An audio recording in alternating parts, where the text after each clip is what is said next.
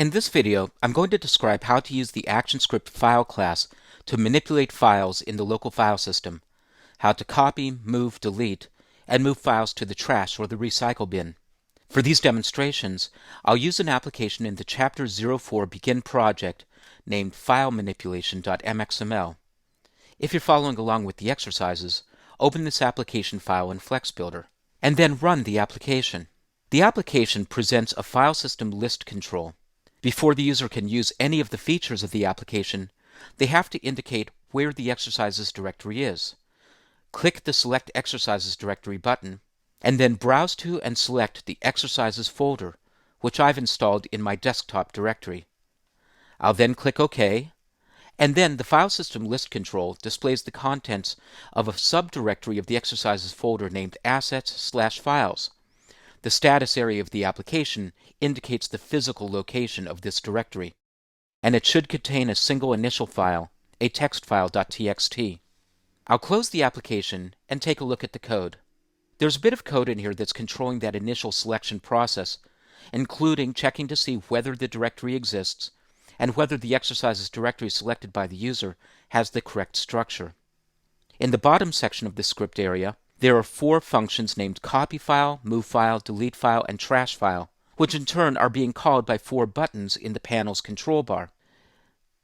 In this first demonstration, I'll show you how to copy a file from one file name to another.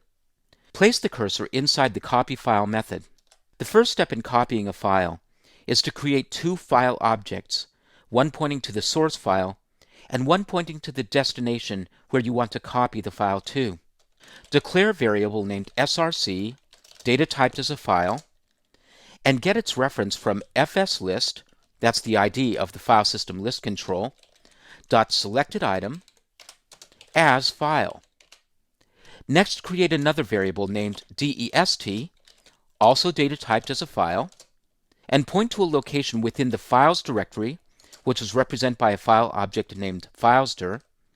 Call its resolvePath method, and pass in the name of the new file you want to create, a new file.txt. Now, whenever you execute any of the file manipulation functions, you can use either a synchronous or an asynchronous version. If you use the asynchronous version, you need to listen for the complete event and react whenever the operation is done. To do that, call the source object's addEventListener method and indicate which event you're listening for, event.complete. And when that event is dispatched, you'll call a method called completeHandler, which is already declared in this application. And then after the event listener has been created, copy the file like this, src.copy_to. Notice that there are 2 versions of this method, copy_to, which is synchronous, and copy_to_async, which is asynchronous. Use the asynchronous version, copy_to_async, pass in the destination file object, dest, and then a Boolean value indicating whether you want to overwrite the destination file if it already exists. I'll put in a value of true. Now go down to the completeHandler method. In the completeHandler, refresh the file system list control like this, fslist.refresh. And that will cause the list control to reread the contents of the directory and display it to the user. Save your changes and run the application. When the application starts up, once again, you'll need to indicate where the exercises directory is. Click the button and select the directory and click OK. Then select the file you want to copy and click the Copy button. You should see that the new file is created immediately. Next, you'll learn how to move a file from one directory to another. Close the application and place the cursor in the code inside the Move File function. In order to move a file, you first need a destination directory. To make sure you have a place to move the file to, create a new variable named destdir, data typed as a file, and get the reference to the new directory using the syntax filesdir.resolvePath, and pass in the name of the destination directory, destdir. Now this directory doesn't exist yet, so we need to create it using the syntax destdir.createDirectory. You could also wrap this line of code inside a conditional clause, checking first to see whether the directory already exists. It's really not necessary, though, because the createDirectory function, if it tries to create a directory that already exists, does nothing. it doesn't throw a runtime error or cause any other problems. Now, we'll get a reference to the file we want to move. I have code to do that already in the copy file function. So I'll go up to that function and copy the line of code that creates the source variable, and I'll paste it into the move file function. I'll also copy and paste the add event listener call right after the creation of the variable. Now I'll also create a destination file object that indicates where I want to move the file to. You can't just pass in a directory here. You have to pass in an actual file name that indicates where you want to move it to and what the new file name will be.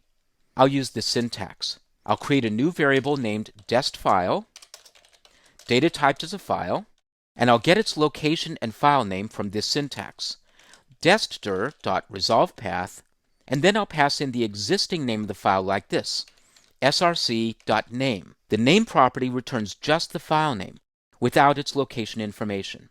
Finally, I'll move the file by calling the syntax src.moveToAsync. I'll pass in the location I'm moving it to, destFile, and a value of true, indicating that if the file already exists, I'll override it. The code for the complete handler method is already filled in, because we did that in the previous demonstration. So I'll save and run the application. Once again, select the exercises directory, select the file that I want to move, and click the Move button. You'll see that the file no longer exists in this directory. Instead, there's a new directory named destdir. I'll double-click on that directory, and you'll see that the file has been moved correctly. Next, I'll show you how to delete a file. Go back to the code and place the cursor in the delete file function. The first step, as before, is to get a reference to the file that's currently selected.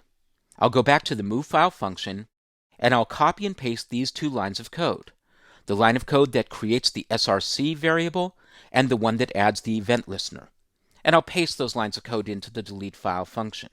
Before you can delete, you have to determine whether the user has selected a file or a directory. Put in a conditional clause and this Boolean expression, src.isDirectory. If the user selected a directory, I'll use a function called deleteDirectoryAsync. If they selected a file, I'll choose src.deleteFileAsync, like this. In the if clause, I'll call the syntax src.deleteDirectoryAsync, and I'll pass in a Boolean expression indicating whether I want to delete all of the contents of the directory if it contains anything, and I'll pass in a value of true. In the else clause, I'll call a function called deleteFileAsync. This function doesn't receive any arguments, and it simply deletes a single file. And in either case, when the complete event is dispatched, the complete handler method will refresh the list control. I'll save and run the application. Once again, when the application starts up, I'll select my exercises directory. I'll drill down into the destination directory, select the file, and click the delete button, and you'll see that the directory is emptied out. Now, with the list still having focus, press the backspace key, and that will take you up one directory. Now select the destdir directory and click delete, and once again, the directory is deleted. Now let's do all of the functions. Click a textfile.txt, click copy, click the file, delete it, select a textfile.txt again, copy it, select the new file, and move it, and this time remove the destination directory by clicking delete. And you'll see that you're deleting not just the directory, but all of its contents. Finally, there's one more feature to talk about: moving a file to the trash or, on Windows, into the recycle bin.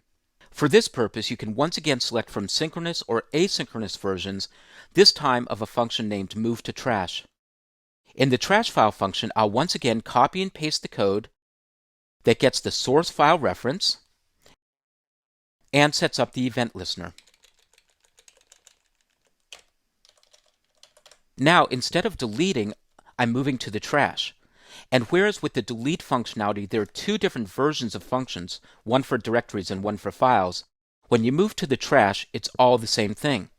So I'll call src.moveToTrashAsync, and once again, when the complete event is dispatched, the complete handler method will refresh the list control. I'll run the application. Select the exercises directory when the application opens up, select the file, and this time click the trash button. You'll see that the file is no longer displayed in the list control. Now I'm going to minimize everything and go back to my desktop and take a look at my recycle bin. And you'll see that the text file has been moved to the trash.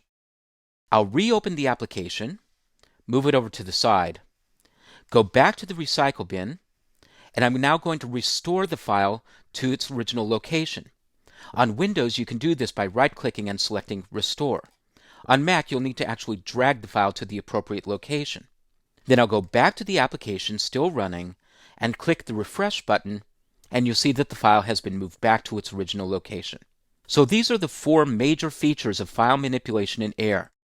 You can do all 4 features on either directories or files, copying, moving, deleting, and moving to the trash, and for each operation there are 2 versions for synchronous and asynchronous operations.